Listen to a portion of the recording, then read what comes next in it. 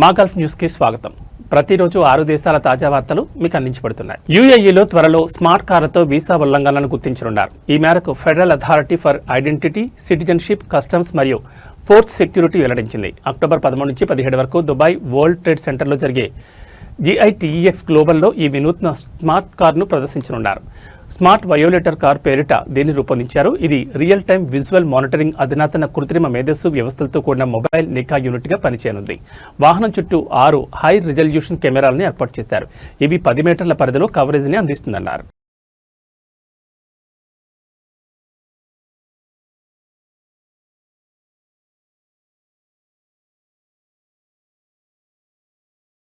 టాలీవుడ్లో ప్రముఖ రాక్ స్టార్గా ప్రసిద్ధి చెందిన మ్యూజిక్ డైరెక్టర్ దేవిశ్రీ ప్రసాద్ తన ఉత్సాహభరితమైన లైవ్ బ్యాండ్తో కువైట్లో సందడి చేయనున్నారు. DSP లైవ్ ఎట్ కువైట్ పేరిట దీన్ని నిర్వహించనున్నారు. కువైట్లోని తెలుగు కళా సమితి అక్టోబర్ 24న సాయంత్రం 4 గంటల నుంచి మౌన్సారియాలోని అల్ అరబీ స్పోర్ట్స్ క్లబ్లో ఈ కార్యక్రమం నిర్వహించనుంది. సౌత్ ఇండియా సినీ ఇండస్ట్రీలో చార్ట్ టాపింగ్ హిట్లకు పేరుగాంచిన DSP తెలుగు, తమిళం మరియు హిందీ సినిమాల్లోని అద్భుతమైన పాటలను ఆలపించి సంగీత అభిమానులను మంత్రముగ్ధులను చేయనున్నారు. కువైట్ అంతటా ఫ్రీ ఎంట్రీ పాస్ పంపిణీ ఇప్పటికే ప్రారంభమైందని తెలుగు కళా సమితి అధ్యక్షుడు హేమ్చంద్ బస్వా తెలిపారు. ఉచిత పాసుల కోసం తమను సంప్రదించాలని కోరారు.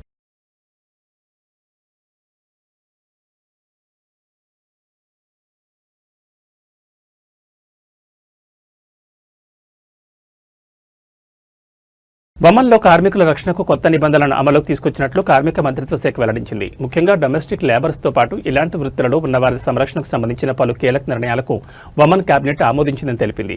యజమానులు మరియు కార్మికుల మధ్య ఈ నిబంధనలు సురక్షితమైన, స్థిరమైన మరియు మానవీయ పని వాతావరణం నెలకొల్పుతుందని మంత్రిత్వ శాఖ స్పష్టం చేసింది.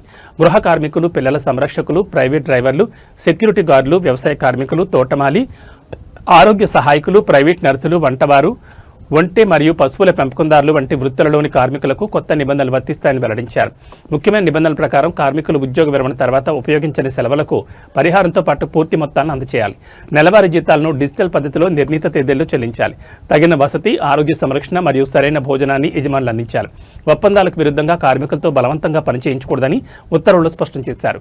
అంతర్జాతీయ ప్రమాణాల మేరకు కార్మికుల రక్షణకు ఈ నిబంధనలను జారీ చేసినట్లు మంత్రిత్వ శాఖ వెల్లడించింది.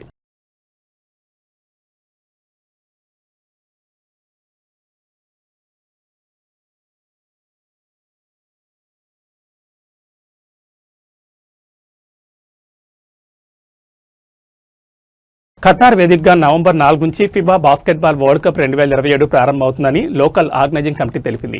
ఖతార్ స్కూల్ స్పోర్ట్స్ అసోసియేషన్ సహకారంతో ఈ గేమ్స్ నిర్వహిస్తున్నట్లు ప్రకటించారు.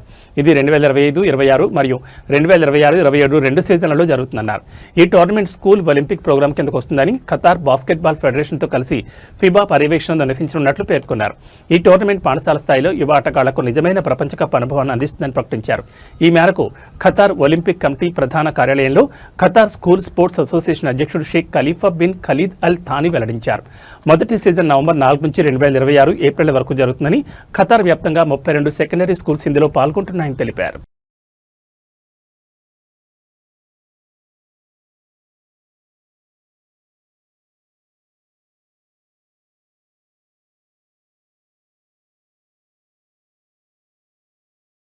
బహ్రెయిన్ పార్లమెంట్ సమావేశాలు వాడివేడిగా సాగుతున్నాయి. కౌన్సిల్ 39 ముసాయిదా చట్టాలు, ప్రభుత్వం సూచించిన బిల్లులపై చర్చిస్తున్నారు. వాటితో పాటు కొత్త చట్టాలకు సంబంధించిన ప్రతిపాదనలు, ఎంపీలు సమర్పించిన పార్లమెంటరీ తీర్మానాలపై చర్చలు జరుపుతున్నారు. ప్రధాన ఆర్థిక మరియు జీవనోపాధి సమస్యలను పరిష్కరించడంపై పార్లమెంట్ సభ్యులు దృష్టి సారించినట్లు అధికార యంత్రాంగం వెల్లడించింది. ఎజెండాలోని అన్ని అంశాలను పూర్తి చేయాలని కౌన్సిల్లో సభ్యులు అంతకుముందు నిర్ణయించారు.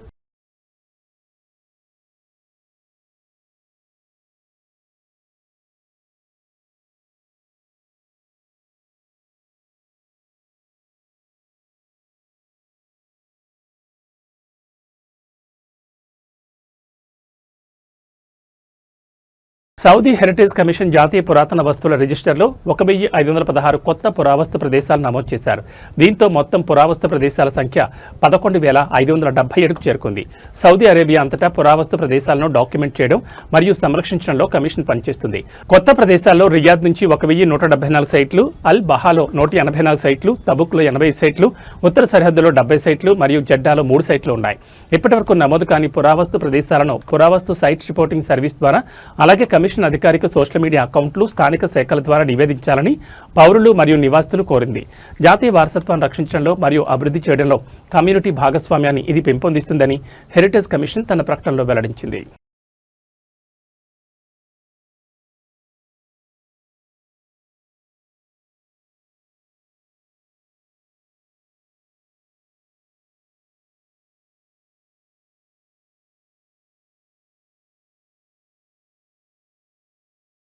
ఇవి మా గల్ఫ్ న్యూస్ విశేషాలు. మరో బులెటిన్లో మళ్ళీ కలుసుకుందాం. నమస్కారం.